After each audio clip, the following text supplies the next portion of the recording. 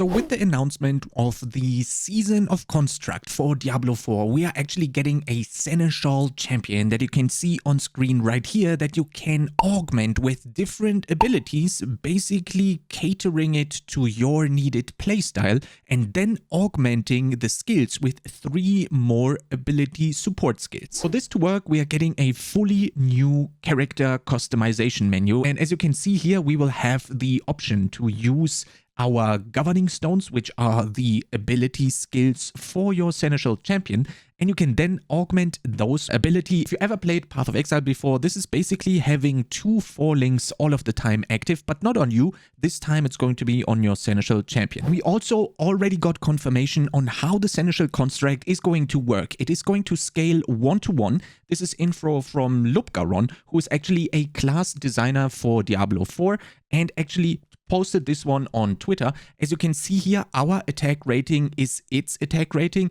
and our crit is its crit, and so on and so forth. And Woody was so keen to ask, what about Paragon boards and Paragon nodes, damage buffs like that from the aspects? And Lupgaron was very quick to respond on this.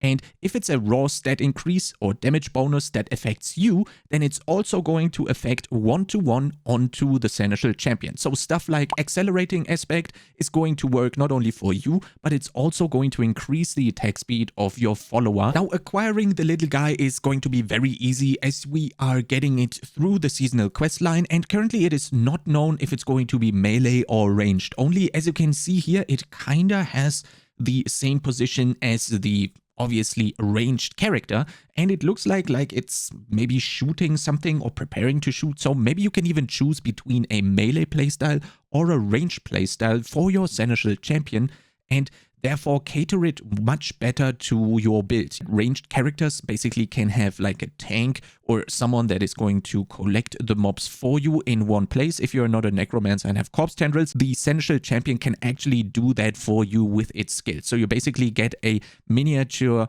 corpse tendrils on your pet, which is going to help you gather mobs very easily. The good thing about this is your Seneschal Champion actually cannot die, so you never have to worry about its position or how much HP it has. So you can just set it and forget it and just reap the benefits of using the correct or the needed tuning and governing stones to actually mix and match your skills and never have to worry about defending the Seneschal Champion or not having the effects active on you because your champion just died. We will be able to equip 2 governing stones, which are basically the skills, and then augment these with 3 tuning stones each. As you can see on the menu here, we currently have the tuning stones selected, which are all of these, and these can be leveled up by sacrificing a pair or maybe a triple of the same stone to basically level it up 1 level. And what you cannot see right now is the governing stones. I imagine that the governing stones go into this slot and into this slot, and the tuning stones are actually these 3 and these 3. So as you can see, you have 1 main ability with 3 supports and the other way around on the other side as well. And as you can see, the tuning stones actually have their very distinct color. For example, you have these red or orange ones like Genesis and Evernight.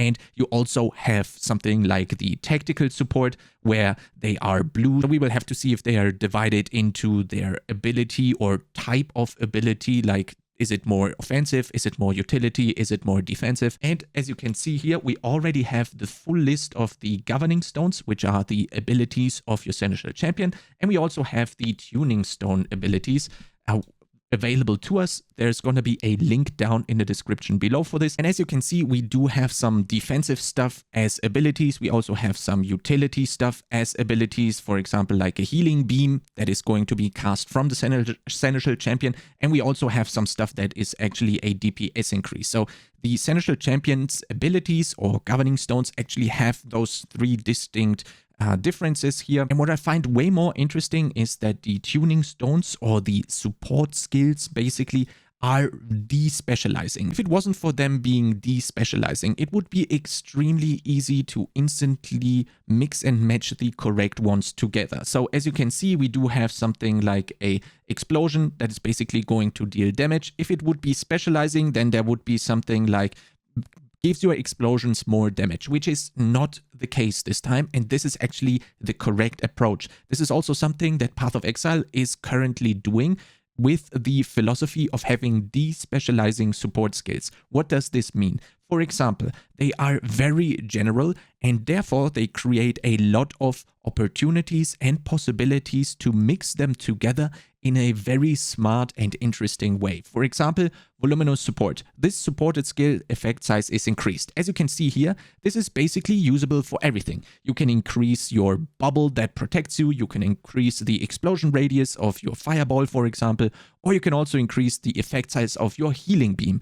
As you can see, one support skill actually has already 3 uses. And on top of that, you can already see that the combinations therefore are gonna be crazy. Next up, for example, we do have the resource support. As you can see, we do have very interesting stuff.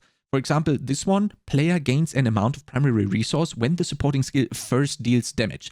This one together with something like an attack speed support or like a multiple projectiles support is actually going to trigger way more often because you are generating way more first damage instances. As you can see here, we do have an insane amount of options available by the skill supports or the tuning stones being despecializing instead of specializing. Another example would be for specializing like your skill tree. You pick Bone Spear and then you have the paranormal Bone Spear that further specializes Bone Spear. This is not the case with the support skills. And this is actually the correct way if you want to basically build a playground for the player to go ham and try very many very interesting combinations. And what I also really like is that we have 2 fabled tuning stones which are going to be discovered during the seasonal